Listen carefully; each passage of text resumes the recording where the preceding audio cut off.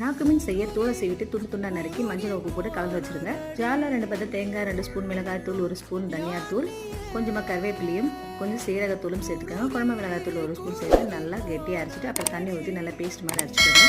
சின்ன வெங்காயம் 10 போது எடுத்துக்கோங்க. 3 பச்சை மிளகாய் நல்லா தட்டி எடுத்துக்கோங்க. சட்டியில் நல்லா 2 ஸ்பூன் அளவுக்கு கடலெண்ணெய், 1 டீஸ்பூன் கடுகு, கொஞ்சமாக வெந்தயம், பொடியாக நறுக்கிய பெரிய வெங்காயம் சேர்த்துக்கோங்க. வச்ச வெங்காயமும் பச்சை மிளகாயும் சேர்த்து நல்லா பொன்னிறமாக வதக்கிக்கோங்க. 2 தக்காளியை பொடியாக நறுக்கி சேர்த்துக்கோங்க. தக்காளி நல்லா கூழாக வெந்து வரணும். கொஞ்சமாக இஞ்சி தட்டி சேர்த்துருக்கேன். எலுமிச்சை சைஸ் அளவுக்கு புளியை நல்லா தண்ணியாக கரைச்சி ஊற்றிக்கோங்க. இப்போ மஞ்சத்தூளும் உப்பு சேர்த்து கலந்து விட்டுக்கோங்க. நல்லா குழம்பு நல்லா கொதிக்கும் போது அரைச்சி வச்ச பேஸ்ட்டு சேர்த்துக்கோங்க. கிண்ணத்தில் கொஞ்சமாக தண்ணியை விட்டு அதையும் சேர்த்து நல்லா கலந்துடுங்க. 1 டம்ளர் அளவுக்கு தண்ணி சேர்த்துக்கலாம்.